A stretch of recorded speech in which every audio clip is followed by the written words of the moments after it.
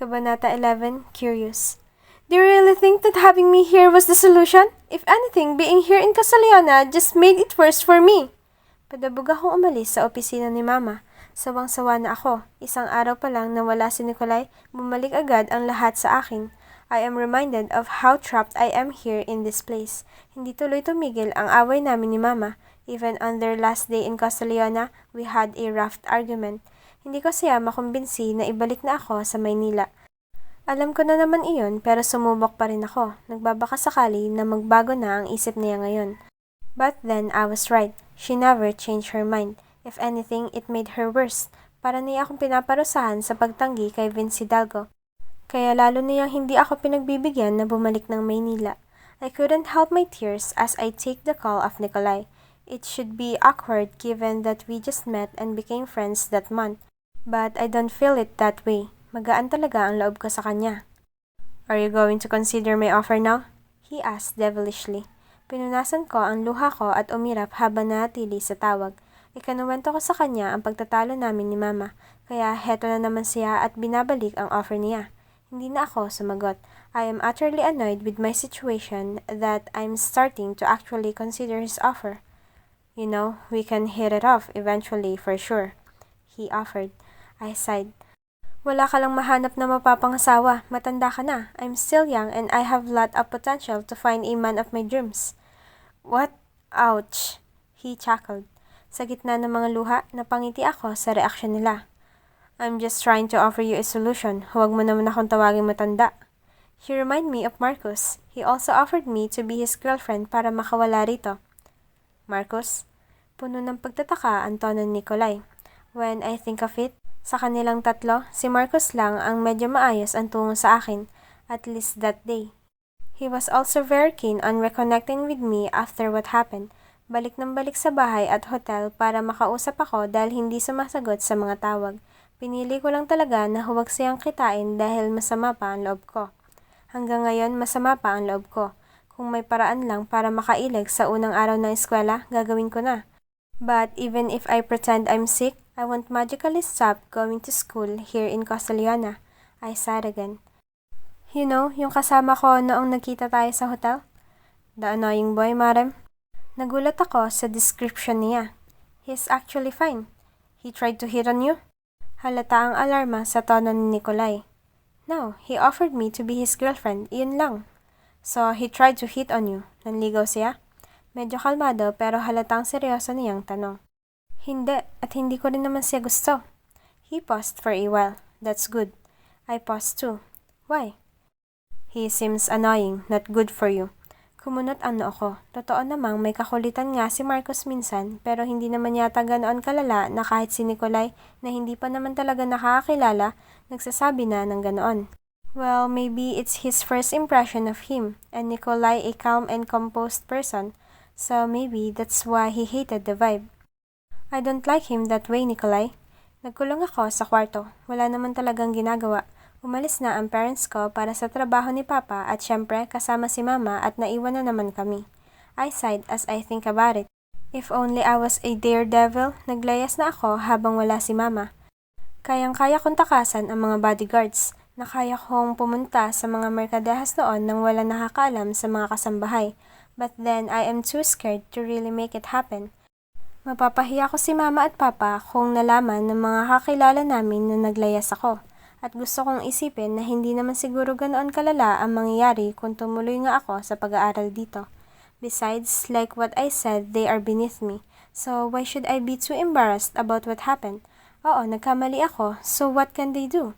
Even if I do so many mistakes over and over again, I'm still better than them. That's what kept me going. Kaya sa unang araw ng eskwela, hindi ako nakaramdam ng kaba o ano paman. I continued walking towards the now familiar classrooms of the school. At gaya ng lagi, pinagtitinginan na naman ako. Hindi pa ba sanay ang mga taong ito sa bodyguards at helper na lagi kong kasama at naghihintay lang sa malayo? Nang nasa tamang pasilyo na, nagsimula na akong tumigil sa mga pintuan para basahin ang lista ng mga pangalan. Sa unang classroom, nabasa ko kaagad ang pangalan ni Olivia at Charlene. I looked around and rolled my eyes. Hindi pa sila nakakarating sa classroom. At buti na lang wala ang pangalan ko sa listahan ng classroom nila. I don't want to be friends with stupid people. Lumapit ako sa kabila at nabasa naman ang pangalan ni Marcos doon. I sighed and realized that my name isn't there too. Marem! I heard Marcos' excited voice behind me. Nilingon ko siya. I didn't want to look pissed, so I gave him an indifferent gaze before I continued walking to the next classroom. Marem, pansinin mo naman ako. Punong-puno ng panunuyo ang tinig niya. I continued like I didn't hear a thing. Tumigil ako sa sunod na classroom at nagbasa. Marcos hovered behind me like a dog to his owner. Uy, paulit-ulit niya. After one look at the list without my name on it, I continued walking. Marem! Sunod ni Marcos. I sighed as I continued. Pinagtitinginan kami ng mga estudyante. What is it? I said lazily. Galit ka ba? Annoyed at the question, I stopped and looked at Marcos. The look on Marcos' face told me that I must have been terrifying. I then softened my gaze at him. At ayaw ko nang makisama sa kanila pero gaya ng sabi ko, they should be greater than themselves to deserve my anger. Wala na akong pakialam sa grupo at iyon lang iyon. No, iyon lang ba ang tanong mo? Hinahanap ko ang classroom ko. I believe yours is there. Sabay tingin sa nadaanan na naming classroom. Look, I know you're mad. I'm not. Malamig kong sinabi. Nagkatinginan kami ni Marcos. Pagkatapos ng ilang sandali, naglakad muli ako. Patuloy pa rin na sumunod si Marcos.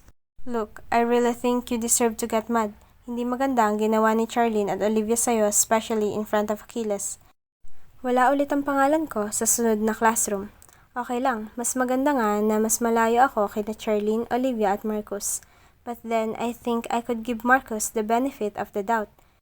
Kaya nga hindi ko siya tinataboy kahit na sumusunod siya sa akin. Especially in front of Achilles? Why? What's so special? I looked at him again. Napaawa ang labi ni Marcos sa gulat. Hindi siya makasagot kaya dinugtungan ko na.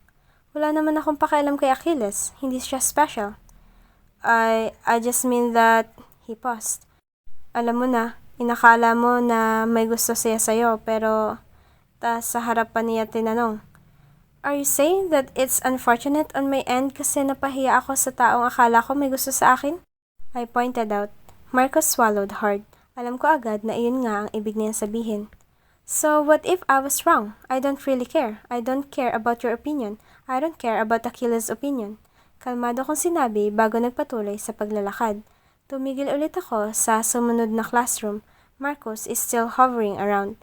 Just so you know, I don't agree with Olivia and Charlene. Pinagsabihan ko na ang dalawa. I don't mind, Marcos. At huwag mo akong pilitin makipag-hangout pa sa dalawang yon dahil kahit wala lang sa akin iyon, I realize that they are as cheap as everyone else around. So I don't want to be associates with them. Hindi kita pipilitin, Marem. But, you know, I just want to say that I am with you on this. Nabasa ko na ang pangalan ko sa sunod na classroom. Nilingon ko si Marcos at bumuntong hininga. You don't have to, and don't pity me cause I'm fine. Actually, I think I'm better by myself. Hindi nagsalita si Marcos. Anyway, here's my classroom. Pasok na ako. Sabi ko at pumasok na sa loob. Maaga ako. Kaunti pa lang ang kaklase. Ang malas naman, nakaklase ko ulit si Jessie. I rolled my eyes when I realized I didn't even look at the list to search for Achilles. Wala naman kasi akong pakailam eh. Kung magkaklase ulit kami, bahala siya. Naupo ako sa pinakamalayong upuan. Alam ko nang doon ulit ako ilalagay dahil matangkad kumpara sa mga kaklase.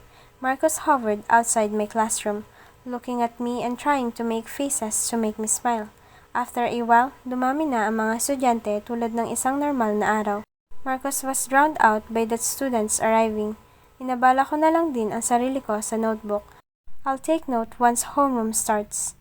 Achilles, classmate ulit tayo. Isa sa mga kaklaseng nag-aabang sa pintuan ang narinig ko. Nagangat ako ng tingin at natanaw na papasok si Achilles sa classroom ko. Oh, now great. I said I'm not embarrassed and I don't care about him, even after what happened. But I would greatly appreciate if we are not classmates this year. Kaya lang huli na ang lahat. The joy of my classmates confirmed that he is indeed my classmate. Binaba ko ang mga mata ko sa bukas na notebook at nagsimula na lang magsulat ng kung ano-anong paghahanda sa homeroom doon. I decorated its sides with my colored pencils just to distract myself. Hindi na rin nagtagal ang tingin ko sa grupong sumalubong kay Achilles. I didn't know if he saw me and I didn't care. Epektibo ang pagiging abala ko sa notebook. I only glanced once for a few moments at nakita kong nahanap nga ako ni Achilles sa kinaupuan ko. Abala siyang kinakausap na mga kaklaseng masaya dahil classmates siya. Nakapag-desisyon ka na ba kung magka-college ka? Dito pa rin ba? Those questions stalled Achilles. Kahit ayaw kong makinig sa usapan nila, maliit lang ang classroom at maririnig ko ang lahat. Dito lang din ako magka-college. Kayo? Ikaw, Achilles, for sure dito ka rin. Mga kaibigan mo dito eh. Pero hindi mo na maaabutan. Ano ang kukunin mo? Magti-teacher ka rin gaya ni Alana? I lifted my eyes again, unable to stay put. Nagtama agad ang tingin namin ni Achilles. He was watching me intently despite being crowded by our classmates. I smoothly put my eyes back in my notebook and continued on like we didn't have that eye contact just now. Kaya lang nang dumilim ng kaunti ang desk ko dahil sa anino, I glanced at who it was and I was surprised. Hindi ko nga lang iyon pinahalata. Nakatayo si Achilles sa gilid ng bakanting upuan sa tabi ko at kalaunan naupo siya roon. Sa ibang pagkakataon, nagtanong na ako kung bakit siya dito naupo. Pero pagkatapos ng lahat na nangyari, ayaw ko nang makialam pa. Whether he wants to sit here or not is none of my business. Even if it pissed me off, I couldn't care at all. Tuloy-tuloy ang pag-scribble ko sa gilid. I memorized the Dolce & Gabbana design and I scribbled it on the sides of the first page of my homeroom notebook. Sa gilid ng mata ko, kitang-kita ko ang paulit-ulit na pagbaling na Achilles sa akin na para bang nag-aabang siya na kakausapin ko siya. Pero kahit galit at pambabara, wala akong sinabi. Achilles, dito ka na lang, Jessie offered. I saw how Achilles looked at me again, as if expecting that I'd react to Jessie's invitation. Pero mabibigo siya dahil wala akong pakialam. Kung naiirita man ako kay Jessie, hindi ko iyon pinahalata. Nagpatuloy lang ako sa ginagawa. Okay lang ako dito, sagot naman ni Achilles. Oh? Jessie sounded like it was the greatest mystery. Paniguradong tinitignan na ako ni Jessie ngayon at ang lahat ng nakarinig noon. Iniisip na naman na inaalipin ko si Achilles. Heck, I am ignoring him already. They should stop it.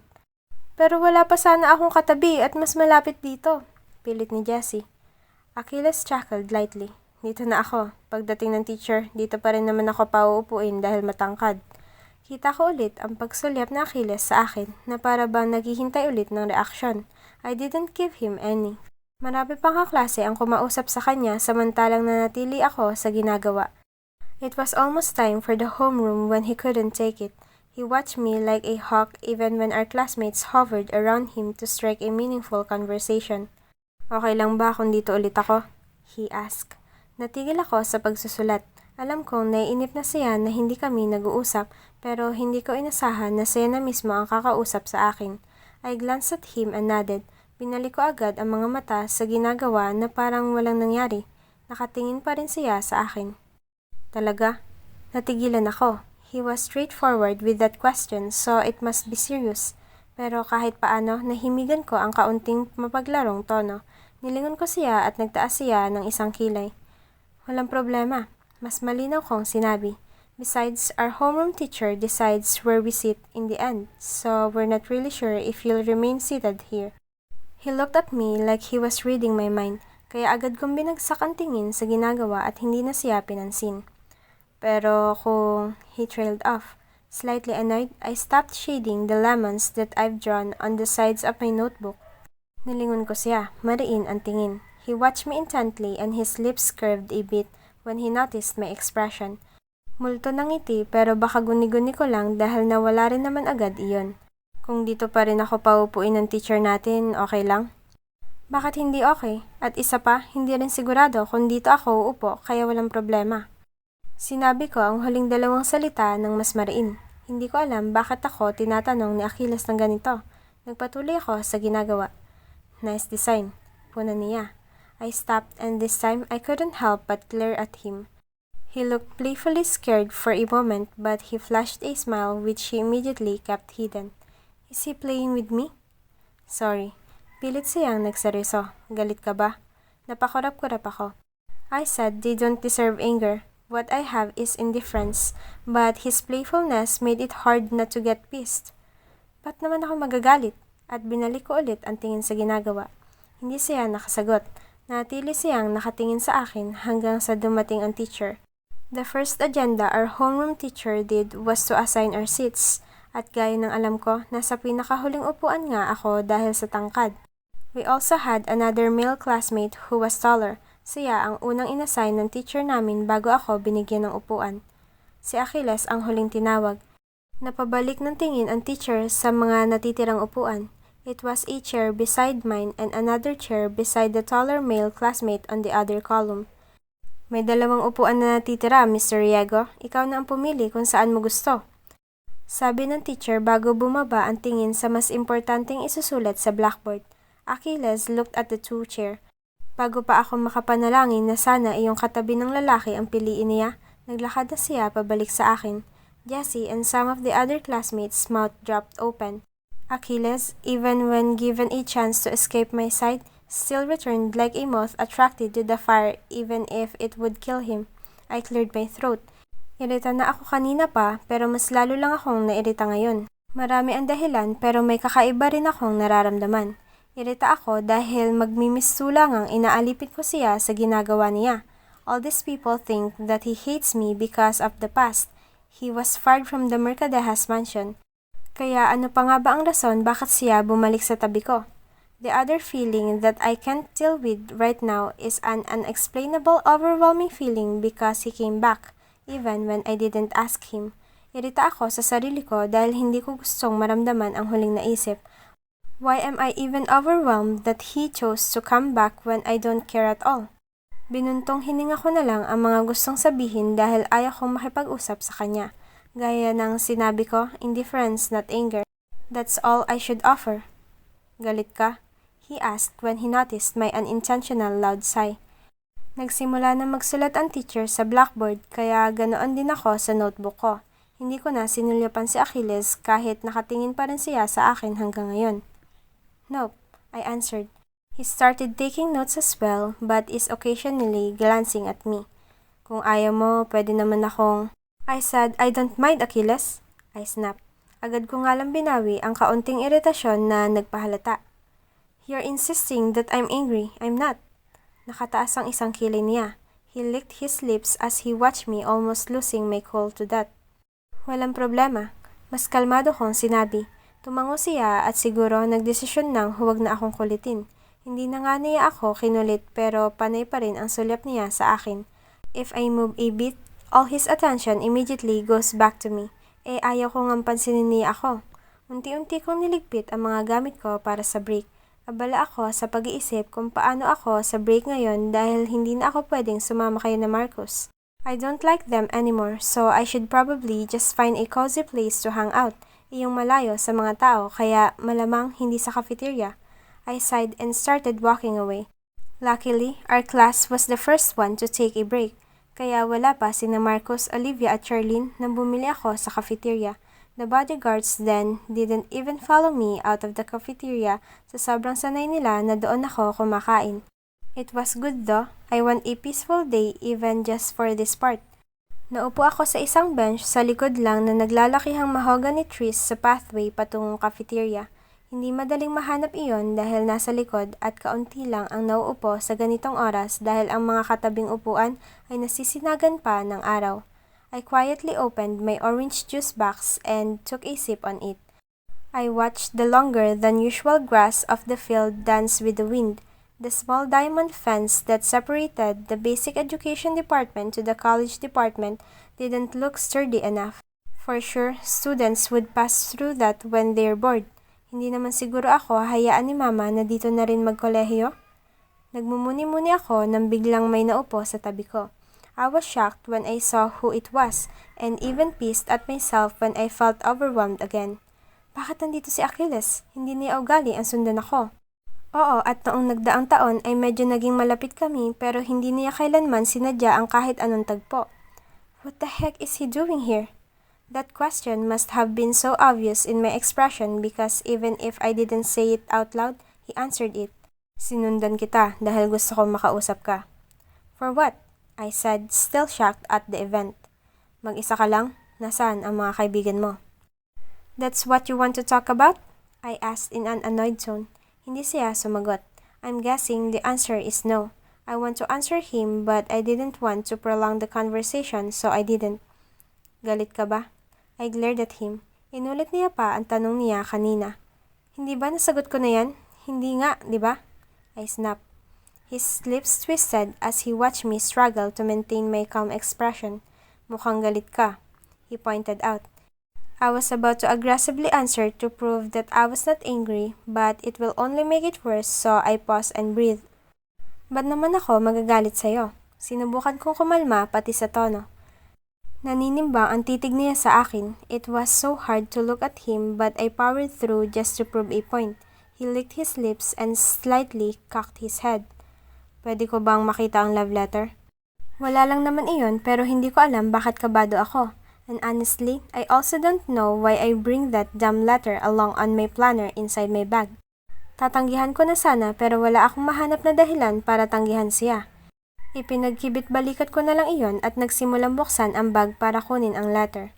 I receive letters like this all the time. I mumbled casually to keep my cool.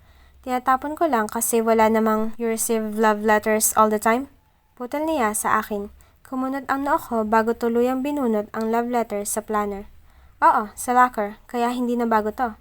Achilles' brows were furrowed as he listened to me. I then handed him the letter. Matagal bago niya binagsak ang tingin sa letter na iyon. Nasaan ang ibang nakukuha mong letter? Tinatapon ko nga, kasi wala namang halaga ang mga ganyan sa akin. Binasa niya ang letter ng tahimik. I couldn't stand there and wait so I continued. Itatapon ko na rin sana yan, nakalimutan ko lang. Hindi ka ba kuryoso kung sino ang nagbigay? I groaned in an annoyed way. Like I said, I don't care at all. But it won't hurt to know who sent it once and for all. Nagkatinginan ulit kami. He folded the letter back while I held out my hand to receive it nang makaalis na rin doon. Kung iyon lang ang gusto niyang pag-usapan, edi tapos na. Nakataas na ang kamay ko, handa nang tanggapin ang sulat pero tiningnan lang ni Achilles iyon. Nagdugtong ang makakapal na kilay niya. Akala ko ba tinatapon mo ang mga nakukuhang love letter?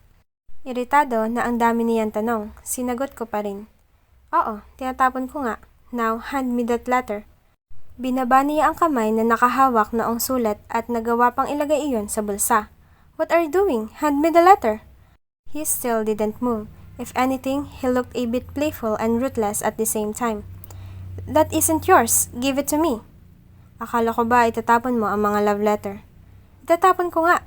Pero gusto mong malaman kung sino ang nagbigay? I said I don't care but for everyone's peace of mind, that would be surely help. Ako na ang magtatapon dito kung ganoon. Huwag mo nang hanapin kung sino ang nagsulat. Hindi ko alam kung bakit ganoon. I stared at him for a while, trying to figure out what he meant. Bakit? Kilala mo kung sino? He shook his head. Do you have any idea? His eyebrow narrowed. So, you're curious. Akala ko ba wala kang pakialam? Wala nga akong pakialam pero since nagkamali ako, gusto ko nang malaman kung sino ang totoo nagsulat niyan. Hindi ko alam kung sino at huwag mo nang hanapin. Ako na ang magtatapon. Weird. Matagal kaming nagkatinginan bago ako nagpasya na wala naman talaga akong pakialam. I shrugged it off and gathered my things. Bahala ka, aalis na ako. I said coldly and eventually left him without looking back. I don't know what he's up to but I'm sure I don't care now.